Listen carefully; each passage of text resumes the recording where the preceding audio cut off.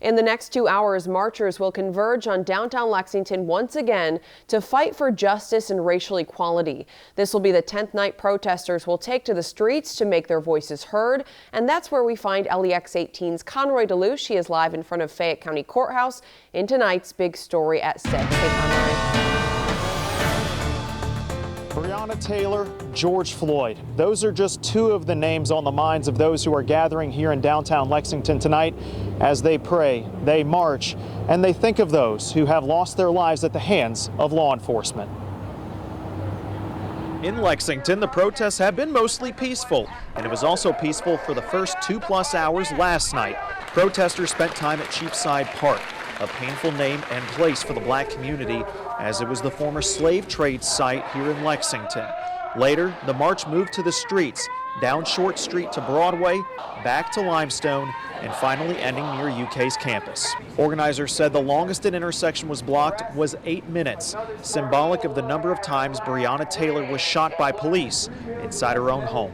And we feel like 8 minutes is a small amount of time to be inconvenienced for the amount of inconvenience that black and brown people face at the hands of police. Around 10:30, police say an Uber approached the group of protesters who were in the street near South Limestone and Maxwell, and a man from inside that Uber got out and began arguing with one of the protesters. One protester shared a video of the fight with LEX 18 News.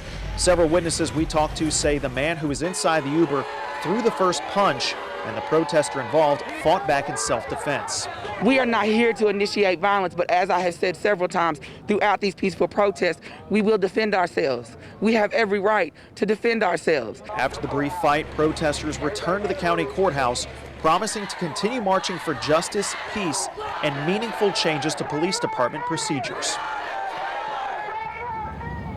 Lexington police confirmed they are investigating the incident from last night. And since it is an open investigation, they will not share the details of the incident report, and no charges have been filed at this time. Now, the driver of the Uber from last night did speak with the Lexington Herald-Leader, and the driver told the paper that the passenger asked him to drive through a green light while protesters passed the car in the street. The driver said no, and he said soon after, the male passenger got out and the fight ensued. The driver told the paper that no protesters bothered him at any point or even touched the car. Now, as for the plans for tonight's protest, organizer April Taylor says that they're expected to gather here at 8 o'clock once again here at the courthouse, and they will walk the streets of downtown Lexington, continuing to push for meaningful change in law enforcement. Live in Lexington, Conroy DeLuce, LEX 18 News.